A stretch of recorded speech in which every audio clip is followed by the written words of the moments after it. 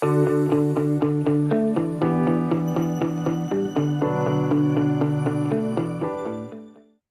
welcome everybody. I'm Ray Flosson, Executive Director of PACE. I'd like to welcome you to our next webinar on activity-based enterprise performance management. I'm excited to be joined today by Gary Cokins, who is a director of PACE and also principal of activity-based performance management. For those of you who aren't familiar with PACE, it's the Profitability-Analytics Center of Excellence. We're a group of volunteer professionals dedicated to helping organizations make better, more informed decisions through the use of data analytics. We do this through the use of integrated causal models following our profitability analytics framework. If you'd like to become a member, it's free. You'll get access to a whole host of great resources, webinars, podcasts, articles, and more. They're available again for free on our website, profitability-analytics.org. I encourage you to sign up and become a member today.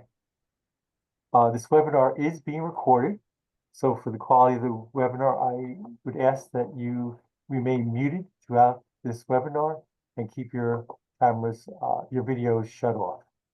And without further ado, over to you, Gary.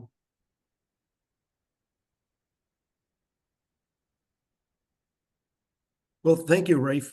It's a pleasure to present again for PACE.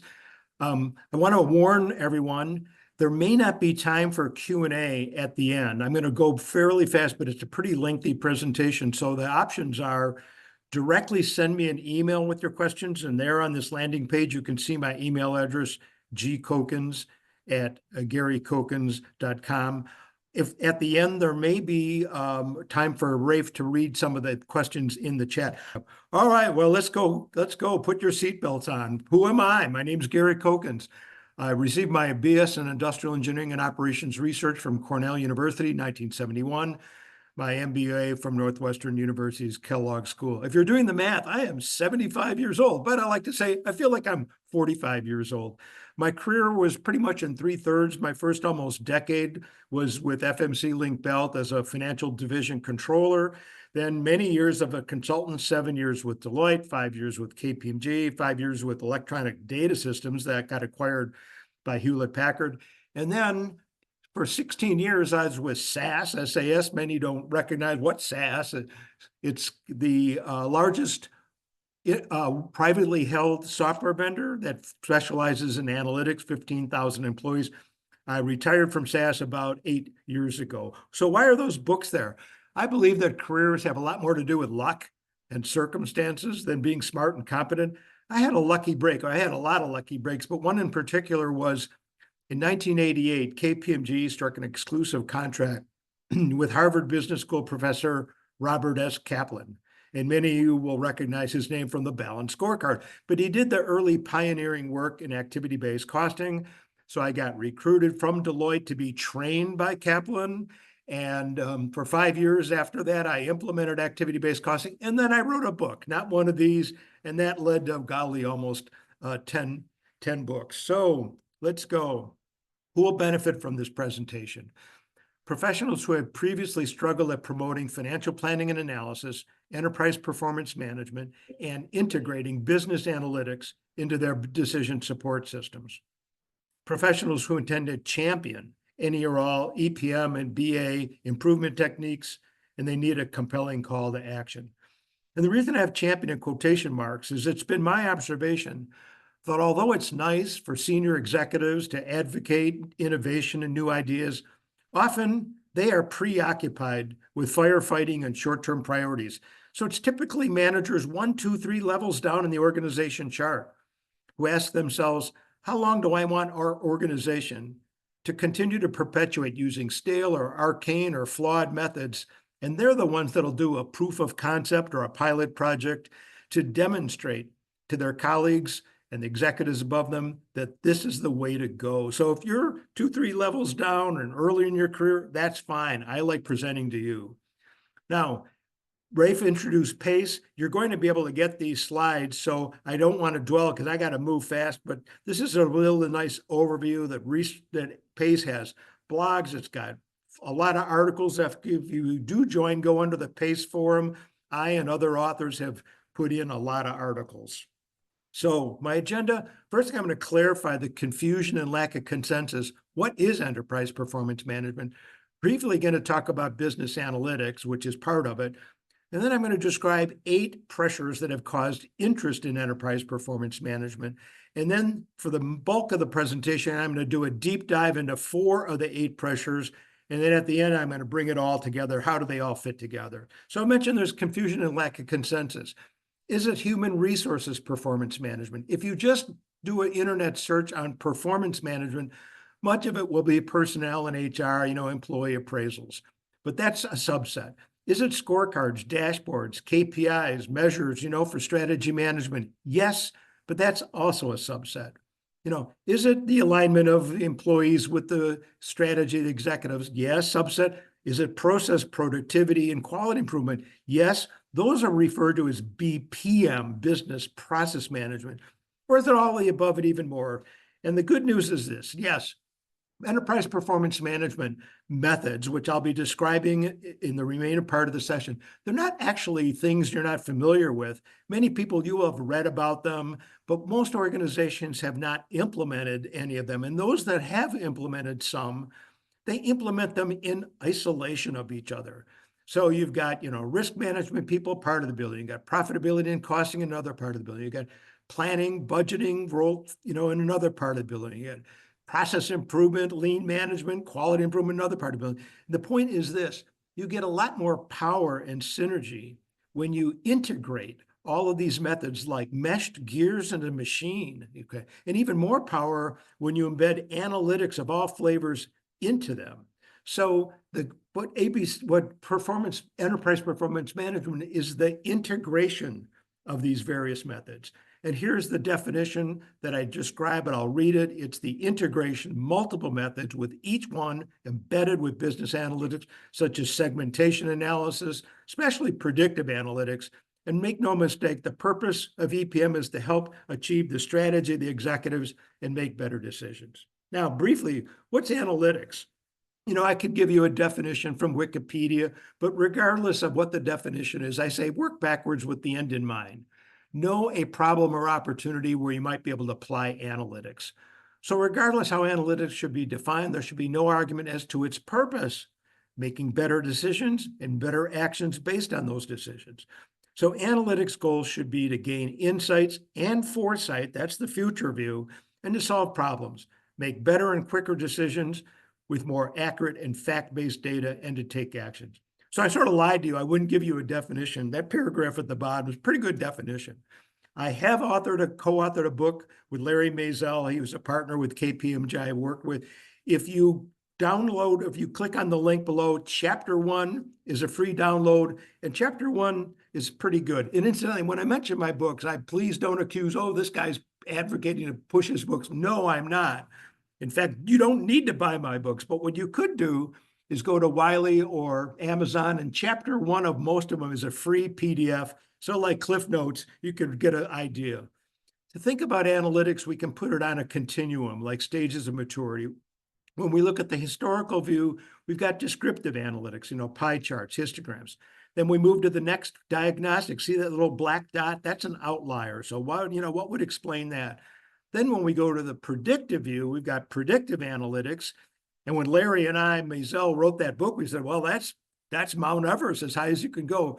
But in the last 5 years, there's a new kid on the block that's higher level, prescriptive analytics, which is basically optimization. Now, here are the 8 pressures that have caused interest in EPM. It'll take me 3 or 4 minutes to go through them. The first one is executive frustration with strategy failure. Most executives are quite good at formulating strategy, or they'll bring in a high-end consulting firm like McKinsey to help them. Their frustration is failure to successfully implement the strategy. And there's some empirical evidence on this.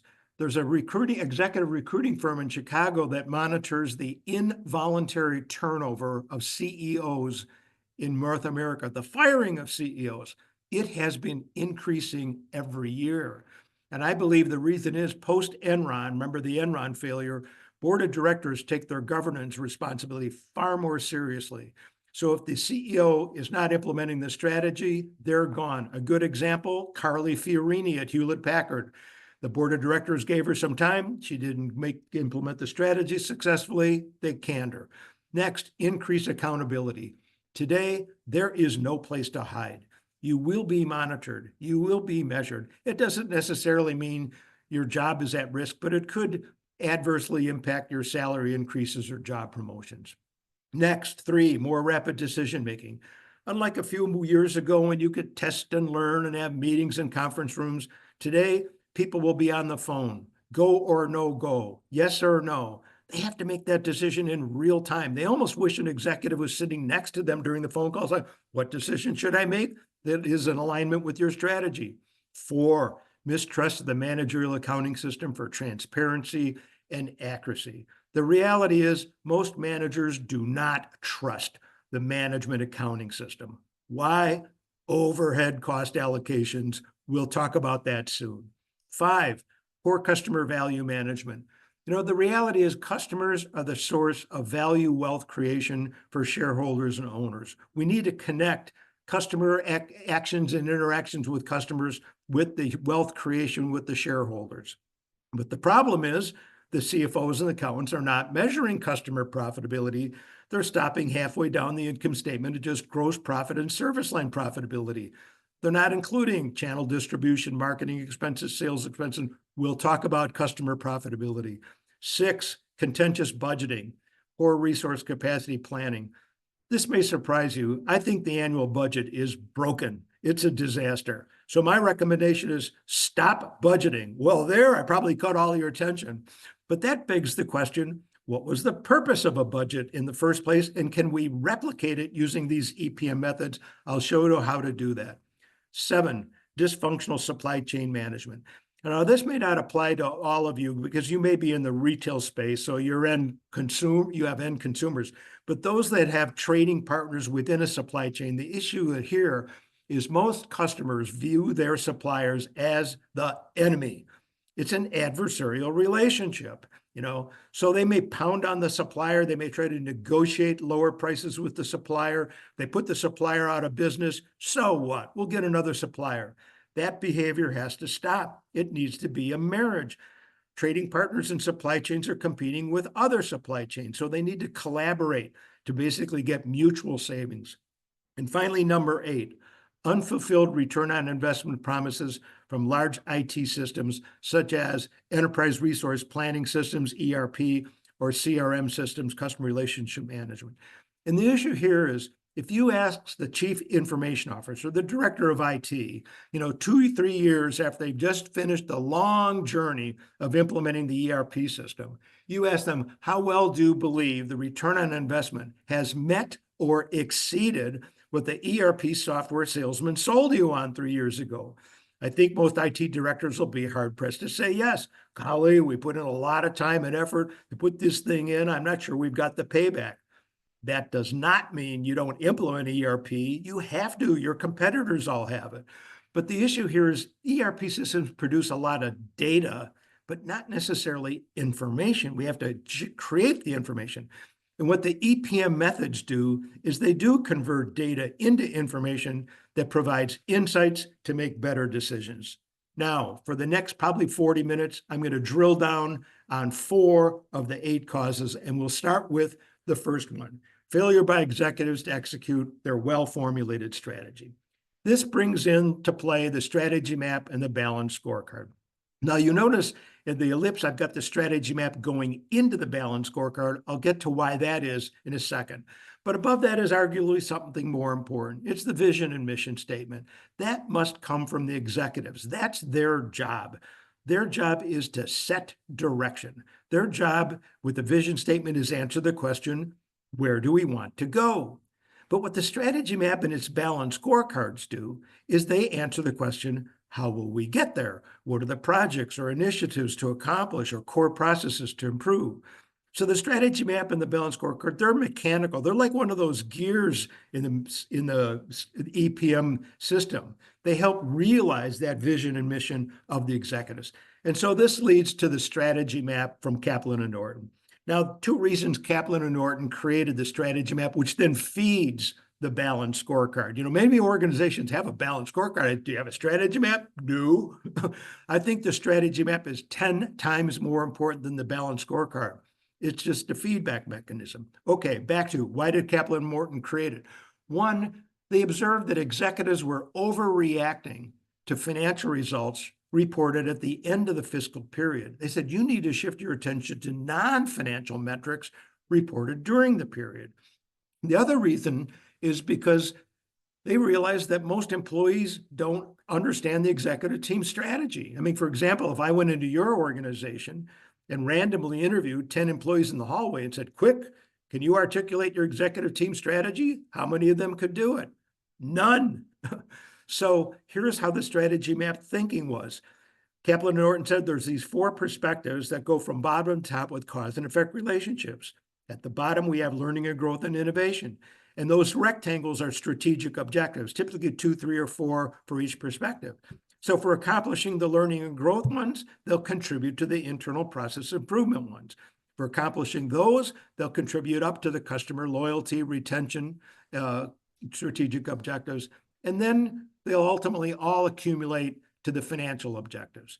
Those arrows, those are measures, metrics, key performance indicators, if you will. You get what you measure. If you can't measure it, you can't manage it. Can't manage it, you can't improve it. So to think of the logic here from bottom to top, a learning environment will stimulate process excellence. That'll lead to customer intimacy, retention, loyalty. That'll create the financial wealth for the shareholders and owners. A way to think about KPIs and strategy map is imagine if every employee every day could answer this one question. How am I doing on what is important? How am I doing on what is important? Well, the first half of the question is easily answered. Why? In the morning, they turn on their computer, they look at maybe the 2, 3, 4 dials. Is the dial favorable or unfavorable KPI to the target? The real challenge is the second half. What is important? How do we define KPIs? But strategy map and scorecards answer this question. The overriding purpose of a strategy map and its balanced scorecard system is make mission and strategy everyone's job. It's almost like making owners of the employees. Let's move on to the next 4. Mistrust of the managerial accounting system and its flawed cost allocations and misleading cost reporting of outputs, products, standard service lines, channels, and customers. And this is where we need activity-based costing to resolve this problem of overhead cost allocations like spreading butter across bread. Simple way to understand ABC is imagine you go to a restaurant with 3 other friends. You order a little salad, the other 3 order the most expensive item on the menu. And at the end of the meal, when the waiter or waitress brings the bill, the other 3 say, hey, let's split this check evenly. How do you feel? Not fair. Not equitable. Well, that's how products and standard service lines also feel when the accountants take this large amount of indirect expense, commonly called overhead, and they allocate it to the products and service lines like spreading butter across bread, using cost allocation factors like number of labor hours, number of units produced or sold, number of services delivered, square feet, square meter, head count per department. None of those cost allocation denominators reflect the unique consumption that the diverse products and services consume of the end-to-end products. So with ABC, if you were to decompose the indirect into multiple cost pools and trace and assign them with a cause and effect relationship, you'll discover, compared to that butter spreading, in reality, some of those products were overcosted. The others must be undercosted because it's a zero-sum error game. So it provides a lot more accuracy. Now, what's caused interest in ABC over the last 60, 70 years? It has to do with this diagram. It has the 3 universal components of any organization's expense and cost structure. We've got the direct recurring labor at the bottom. Notice I use recurring because for service organizations like bank and insurance companies, if they hear this term standard costing, they think, oh, this is about manufacturers. No, this is universal to any organization. Material and then the indirect overhead. Notice what's happening is over time, the indirect expense is displacing the direct. When you ask people what's causing this, they'll say, well, automation, machinery, robots, kiosks. That is secondary. The main reason that the indirect is displacing the direct is over time, all organizations have had an increased proliferation of different types of products, manufacturers, more colors, more sizes, more ranges, if you will, service organizations, banks, more type of depository accounts, insurance companies, more types of, if you will, agreements. The point is this: when you increase the diversity and variation of the outputs, it just produces complexity.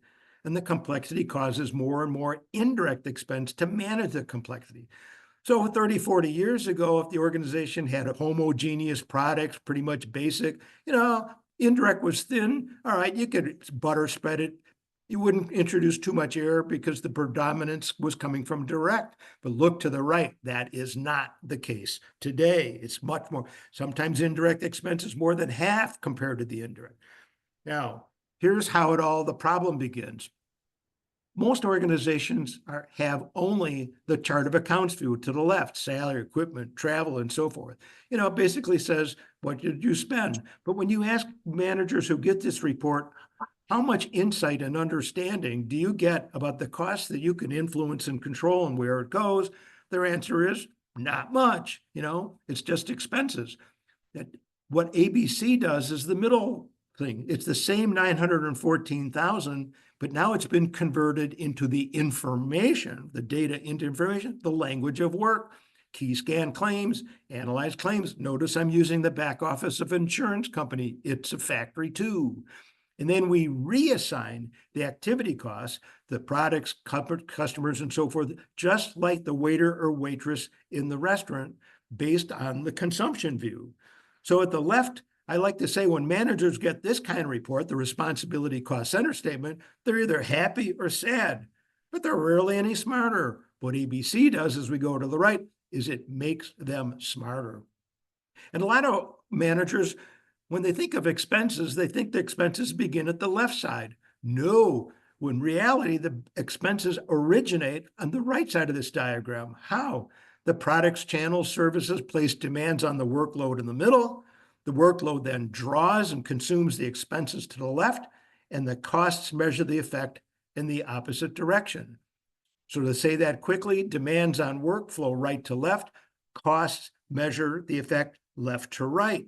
It's a principle. Rules are many, but principles are few. Principles like gravity or speed of light. You can't alter gravity, but the CFOs and accountants do when they do that butter spreading of overhead. Now, I've rotated the previous diagram 90 degrees. Activity cost pools, and then you trace them object. No, it's more complicated. You have to have a multi-stage cost assignment network. Why? Because you've got support departments that support other support departments that ultimately support the frontline departments that interact with customers or make products. Now, I want to warn you, the next slide is going to look complicated, and I'm going to go through it quickly, but the slide after it is going to have a link to an article that I wrote that you can read much more. So there it is. Don't be too shocked. It's got the three universal components. We've got the resource expenses at the top. We've got the work activities in the middle, and then they pile up into the final cost objects, products, services, customers, business sustaining. Think of all of those arrows as thin straws or wide pipes where the diameter reflects the amount of money flowing through. So if the organization, let's say, spent $2 million in January, it will have exactly $2 million of the work activities in the middle, and they will ultimately pile up the $2 million to the penny into the customers and the business sustaining. I'll explain what the business sustaining is in a second. The bottom final cost objects, think of it as the predator food chain. Large mammals eat small mammals eat plant. The customers are basically purchasing the product, so we would use the sales register to see those volumes. Now, business sustaining. There are going to be some expenses that have nothing to do with making products or services or interacting with customers, things like the legal department. So we create a final cost object like senior management or board of directors because, they need the reports. The message is you cannot allocate business sustaining expenses to products or services. They're typically about 10% of the organization's, monthly and annual expenses. Now imagine all of the arrows are going the opposite direction. They're going from bottom to top. That's what's happening every minute, hour, day, week, month, year. The customers and the products are placing demands on the workload. In the middle, the workload's drawing on the expenses. The costs measure the effect in the opposite direction. So the message here is costing is not T accounts and journal entries. It's modeling. You're modeling the cause and effect relationships. I want you to quickly look at the two red boxes that are going not to the products, but directly to the customers. Those are going to be like channel expenses, marketing and selling expenses. I will get to that in just a minute. So I mentioned I went through that fast. I was a 30-year member with the Institute, I still am, Institute of Management Accountants. I authored a statement of management accounting implementing ABC. You can see the link at the bottom. When you get these slides, you could click on it. It's about a 25-page paper. It'll go through more at your pace what I just described. Now, let's talk about the impact of using ABC. The vertical axis in the graph is the percent error distortion. How inaccurate is it? The horizontal line is that butter spreading traditional allocations. The backward S-curve is the ABC calculation. So to the left, what you discover, like you in the restaurant, if you had to pay, even split the check evenly, you're basically subsidizing those other people you're eating with. So the simple products have really been overcosted. They will be hidden profit. When we look to the right side, the complex products and services, they'll have been undercosted. So they actually are losing money, but you don't know that because of the horizontal. What's the result? The impact is for the overcosted simple products, your competitors are going to see, oh, wow, they marked it up much higher than us. We'll just price it a little bit below. We'll grab market share for them. On the right side, it's even more severe. The sales force is of the impression that they're making a lot of profit on some of these complex products, but they're not. In fact, some of them are losing money. So the more the salespeople sell, the more you lose money. This is the impact. The sales force will win with prices that are in reality unprofitable. Now, here's another true picture of the consequence of ABC. This is a graph from a real company. The vertical axis is the net revenues minus the properly calculated and traced ABC cost using the multi-stage cost network. The horizontal axis is the cumulative buildup of the profits of the products, and it's rank ordered, starting with the most profitable product, second most profitable, and so forth. The last data point to the right, which notice is very unprofitable, will exactly reconcile with the P&L. So in this particular monthly for this company, they had 30 in sales, 20 in expenses to net out of 2. The last data point is 2. There's always organization shock when the management team sees this graph. It's typically referred to as the whale curve because look, it looks like a humpback whale. In this particular company, they had roughly $8 million of unrealized profit on 3/4 of the most profitable products. They lost $6 million on the remainder to net out at 2. And they can't believe it because their graph is the blue line. That's what the CFO is reporting. And so they don't realize that all of that, if you will, tracing of indirect expense and the butter spreading is crushing and suppressing any accuracy. The blue line, ABC detects all the diversity and variation and gives the top line. So the top line is the truth. The blue line is not.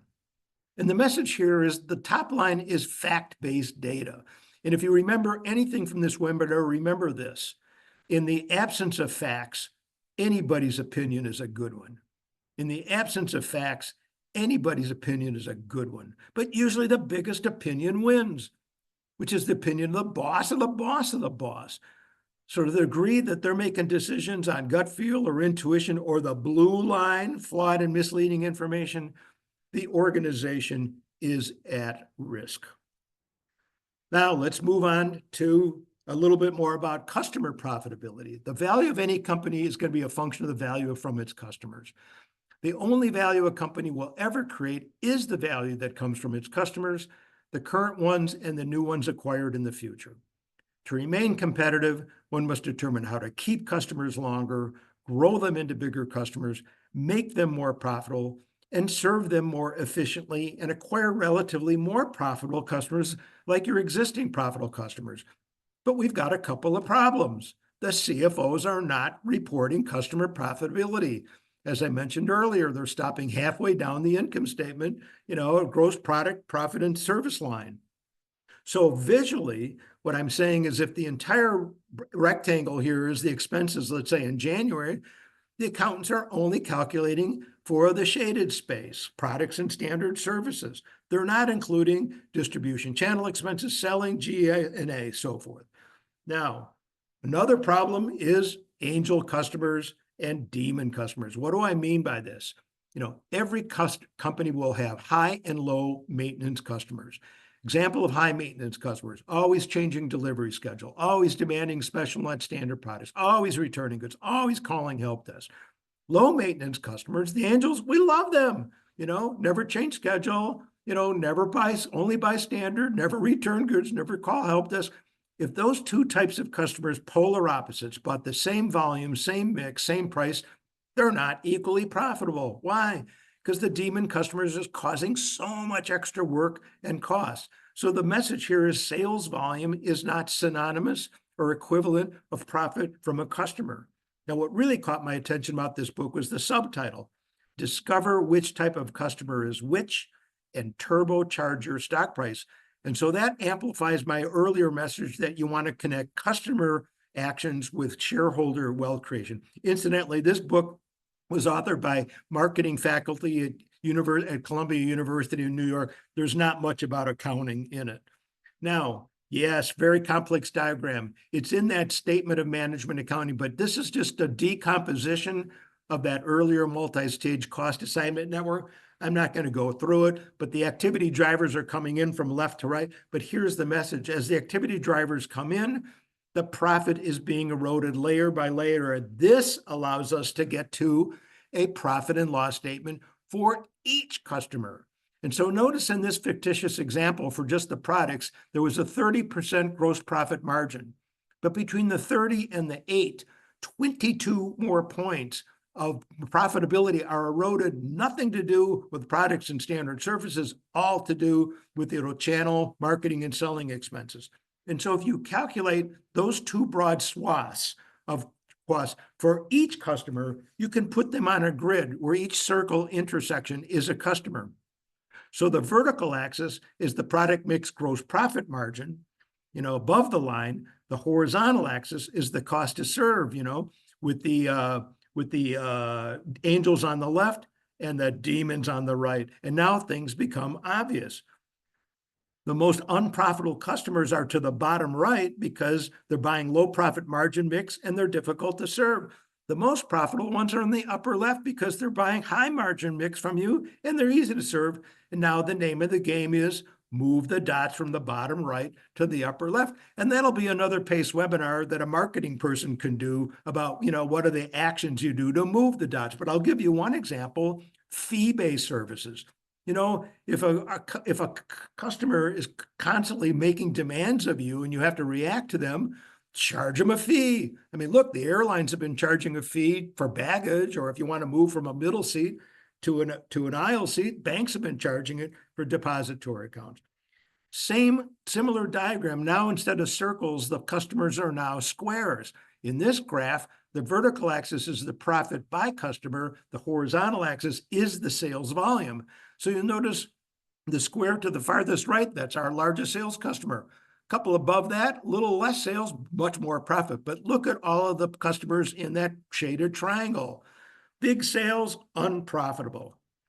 Now, what's the message? There needs to be a shift in the CFO's emphasis. They must help sales and marketing to better target customers. The spending budget for sales and marketing is critical. Should be treated as preciously scarce resource aimed at generating the highest long-term profits for shareholders and owners. So this means answering questions like, which type of customer is attractive to newly acquire, to retain, to grow or win back, and which types of customers are not attractive.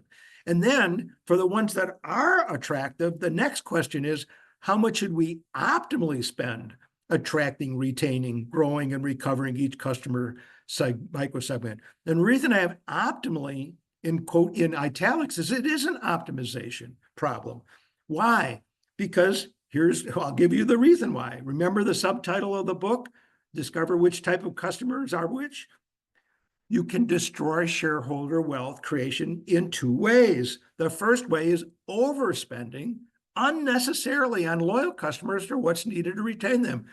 They would have bought the same volume and mix from you anyway, and you'd spend a lot of money whining and dining them or treating them unnecessarily. But on the opposite side, you can risk defect. You can destroy shareholder wealth by underspending on marginally loyal customers and risk their defection to a competitor. No one's paying attention to the customer. So think of the Goldilocks. You can do too much, too little. CFOs should be able to provide this information to the sales force and marketing people. But unfortunately, many CFOs are in the 1970s. They're not progressive. Now, some of you are saying, Gary, you're beginning to persuade me we should probably be implementing ABC, but it'd be a much-cited data. It'd take us 6 months to do it. There'd be 3,000 activities in it. IT would have to bring in drivers from it, and employees would have to fill out timesheets, and employees hate daily timesheets. All of those are misconceptions. But the problem is that's what people believed. So there's been a lot of failures in the past for ABC, and then it doesn't work. It's too complicated. No one understands it.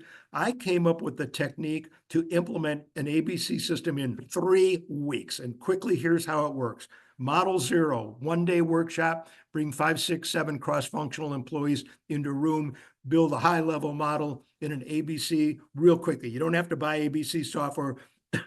The vendors will basically, if you will, let you borrow it for a day. Morning of the next day, bring in the executives, the other line managers. They see it, very engaging because it's their own company. The light bulbs go on with everybody. Oh, that's how we get rid of that butter spreading of overhead. Oh, that's how we can validate our pricing, our true profit margins, and so forth. They get it. They get buy-in. Now, it takes maybe a couple of iterations, and you'll get to a permanent, repeatable production system ready to go. Make your mistakes early and often, not later when the system is too hard to change. I love this cartoon. You've got this signboard, answers. To the left, simple but wrong. To the right, complex but right. Look how few are how few are taking the complex to right. No, well, this is CFOs. They're taking the left side. Oh, it's too difficult. I'm not going to do it. So, and notice some of them are falling off the cliff. Well, that may be bankruptcies. I mean, look at some of the bankruptcies we've had. Toys R Us, an example. All right, let's move on to budgeting. I know I'm going fast, but I'm even go faster because it's a courtesy to end at the end of the hour. The problem with the budget is typically a fiscal exercise done by the accountants that has 2 problems. It's disconnected from the executive team strategy. It's not based on future driver volumes. So this is not a polling question. How many of these would apply to you and your organization about your annual budgeting exercise? It's invasive and time consuming with few benefits. It takes 6 months from beginning to end. We start in June, we finish at the end of December. It requires 2 or more executive tweaks at the end. The executives don't like the first draft, change the numbers. It's out of date a couple of months after it's published anyway. It starves the departments with truly valid needs. So maybe a department next year is going to need more people. You don't give it to them. It caves into the loudest voice and political muscle. The ones with gray hair, bald hair like me, they've been around for years. They know how to pad that budget, which is the next one. They're the veteran sandbaggers. Excuse me, they pad that budget so it's cushioned just in case something goes wrong. It incorporates last year's inefficiencies into this year's budget. So the process is inefficient this year, it's still inefficient next year. The last one is what really bugs me. When a manager is on a glide path, let's say 2-3 months from the end of the year, and they see they're not going to have spent all the budget that was allotted and approved for them, what do they start doing? They start spending needlessly, foolishly. Why? Because they know that their next year's budget approval is going to be pegged to how much they spent this year. We call it use it or lose it spending. So how can we basically replace the traditional budget with our enterprise performance management? Think of the amount of money to be spent as a result of 2 river streams. The upper river stream is the recurring, repeatable expenses. It's demand-driven, meaning customer demands. The lower river stream is the non-recurring, non-repeatable expenses. It's going to come from projects. In other words, projects that have beginning to end. And I want to see something. So for the upper river stream, the way we would solve that is basically we'll calculate the ABC model backwards. What do I mean by that? Remember the multi-stage cost assignment network. We'll estimate the quantity of the drivers and we'll run it through to the top. But how do we do that though? Well, from the historical view, notice the left, the expenses were known, we traced and assigned them and solved the profitability, but we get a bonus. We pick up unit level cost consumption rates. What's the cost per material move? What's the cost per processing an automobile loan? Unit consumption rates. And then once we've got the unit consumption rates, we can do forecasting. I call it Industrial 101, Engineering 101. I think it was my second semester of freshman year at Cornell. Here's the formula. Sales, demand, volume, and mix times all those unit level cost consumption rates equals the capacity required. In other words, the number of type of employees and their salary and wages and purchase levels with suppliers. Now, for the lower river stream, the non-repeatable, we've got to bring enterprise risk management into the picture. This is a popular grid that the ERM community uses. Each of the circles is a potential risk event. The diameter is how much is needed to mitigate it. So the vertical axis is the severity of the impact. The horizontal axis is the probability. Well, now you can't spend money to mitigate every possible risk. You're going to be unprofitable. But the ones in the upper right, spend money on them. So I've now decomposed the upper river stream. For the shaded boxes, that's the upper river stream. Notice you'll start with the management accounting. You'll bring in the unit level consumption rates from the top. We've got the forecast, driver, molecule, and mix. What does that produce? The capacity plan, number of labor hours, pounds, kilograms, number of employees. We monetize it. Now, look at the three from the bottom left. We've got capital budget, which I didn't mention, but you're all familiar with capital budgets. Strategy budget. I'm going to take you back. If you remember the first 10 minutes of my presentation, I talked about the balanced scorecard with the strategic objectives. To implement the strategic objectives, identifying the projects and initiatives, what is the expense for the project and initiative? So now we've got that. So now we're not disconnecting the budget from the strategy, we've connected it. And then I just showed you the risk management. So that bottom right is a lot more, if you will, accurate than the traditional way many organizations do budgeting. And let me see if I'll step back. How are you doing budgeting? I bet it's like this.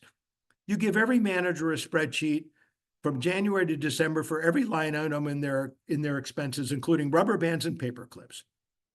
Somebody in the accounting department then consolidates them. You bring in the forecast from the sales. You basically create a P&L. You give it to the executives. They look at it, not good enough.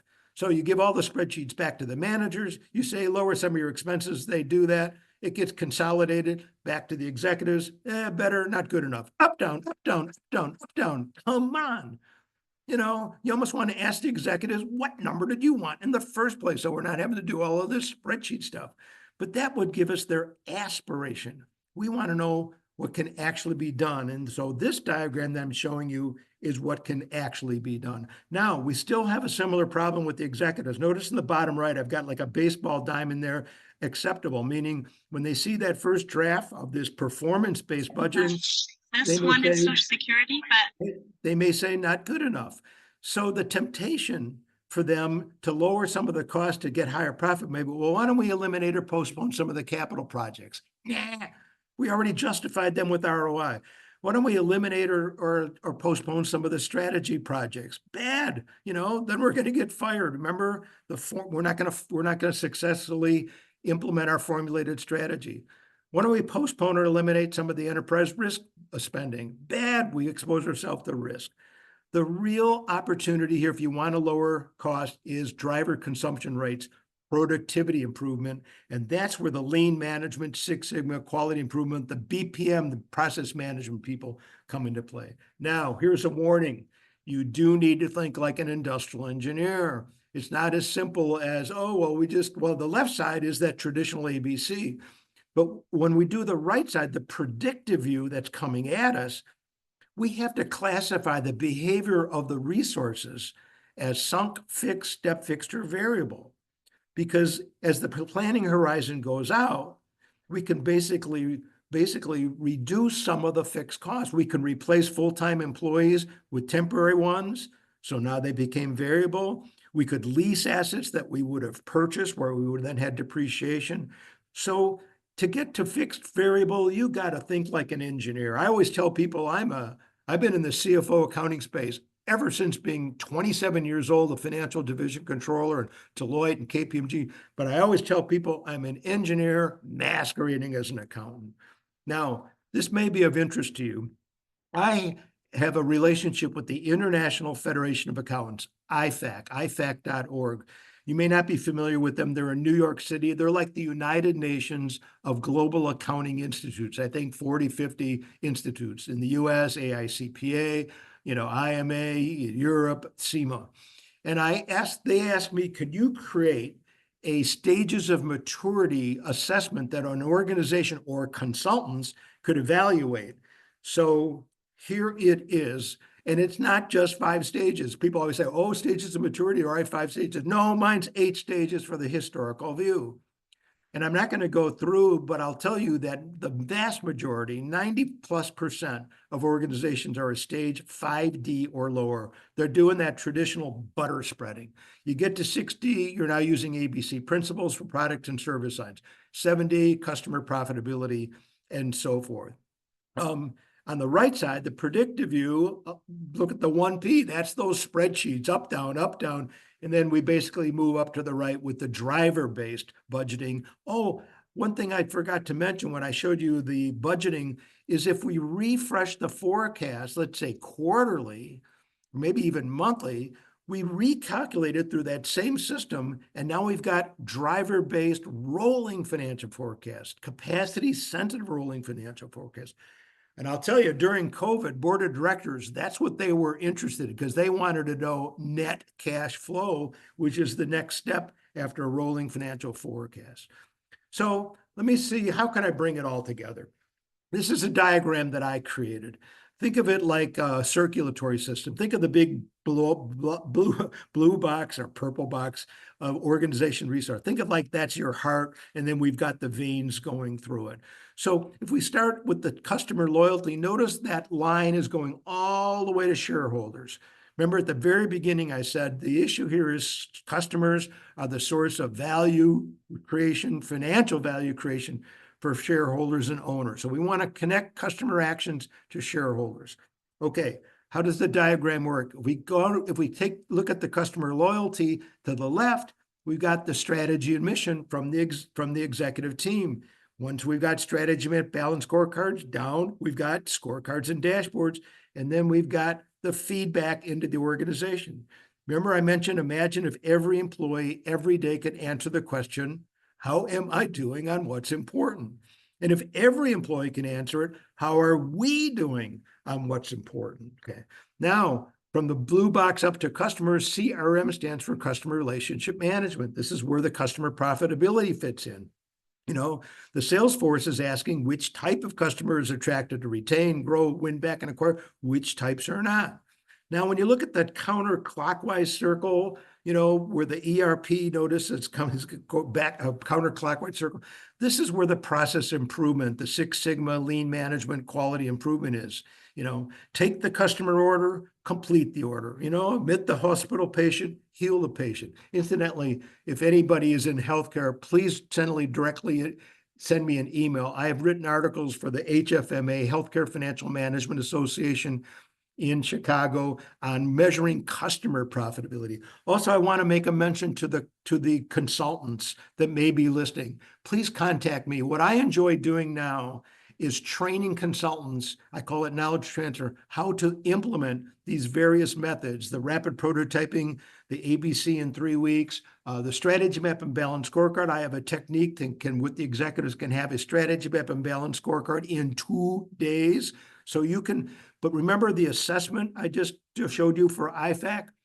You could go in to a client and convince them that you want to come in for 1 day and tell them where on the scale of 1 to 8 is your management accounting system. Guess what? They're going to be a 5 or lower. And I say schedule that 1 day before the board of directors meeting and ask for 30 minutes on the board meeting. And then you can say, well, we did this test and you're a 5 on a scale of 8. All the board of directors are going to look at the CFO and say, why? You just had the opportunity to sell an ABC project. Where's management accounting and analytics in my diagram? I don't have it in there. Why? Because the output of management accounting and analytics is so prolific, it goes into everywhere. So decomposing, I'm going to just walk you through, now that I put a little words in, the strategy mission will be formulated by the executives based on customer needs. They'll communicate it to employees with scorecards and dashboards, KPI feedback. Now we've got the targeting going up, and then we've got order fulfillment. You know, Michael Hammer, if those of you who remember him, you know, way back from business process reengineering, he said, tilt the organization 90 degrees, spread across. So that's the process improvement. And notice what I've got. The bubbles are flowing through. This is happening every minute, hour, day, week, month, year. You know, think of these as the veins. But if any of those veins are constricted, I call it arteriosclerosis, you know, the veins, you know, then the money doesn't go all the way to the shareholders. It leaks into the sewer. So we've got poor processes, poor targeting.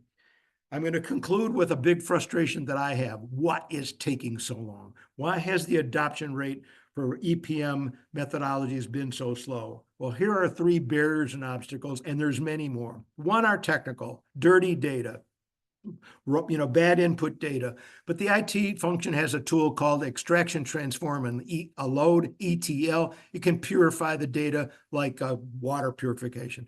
The next, perception barriers of excess complexity and affordability. Oh, ABCs take too long. We can't do it. I showed you with rapid prototyping and a couple of iterations, you can have a permanent, repeatable production system in 3 weeks. Same thing with the strategy map. But the third one is the real obstacle. It's got nothing to do with technology, nothing to do with systems, nothing to do with software. It's about people. And it starts with resistance to change. It's human nature. People like the status quo. Don't rock my boat. Only babies like change, you know, change my diaper.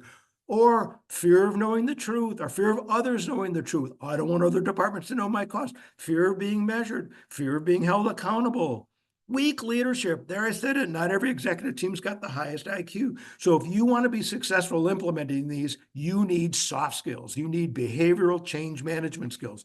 But how many of you have got degrees in psychology or sociology? None. You're all Newtonians. What do I mean by that? You're like Isaac Newton, the physicist. To you, the world's a big machine. Give me the levers, pulleys, dials.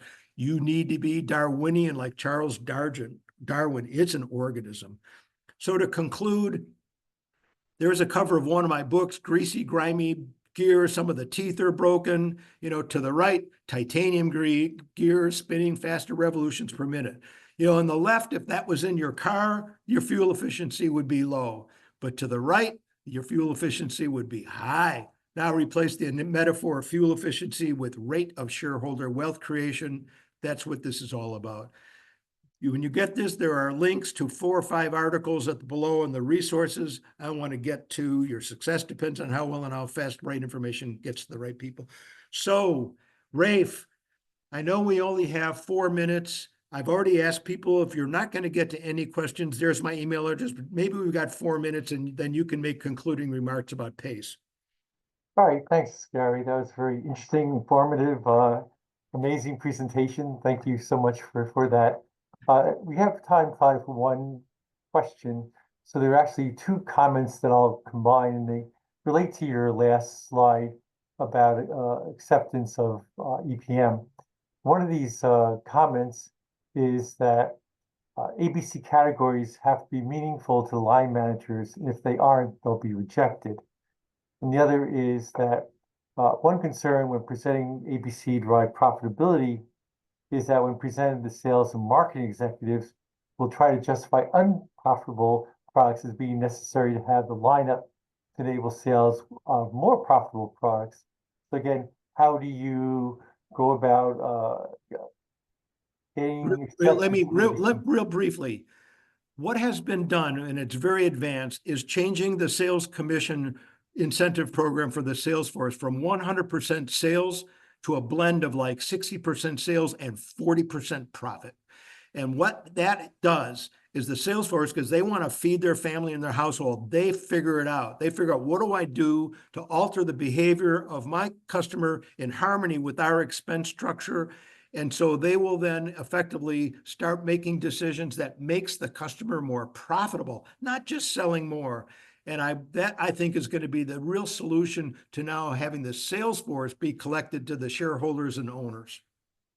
Great, thank you, Gary. And I want to tell everyone to keep an eye on our Profitability Analytics Center of Excellence channel on LinkedIn for other webinars in our series. I encourage you to sign up for our newsletter, which will let you know about forthcoming webinars and who's speaking when. And thank you everyone for attending and participating in this webinar. And again, I encourage you all to become a member of PACE. And again, everyone, you're invited to also go to profitability-analytics.org and check out all the resources PACE has. Thank you and have a great time.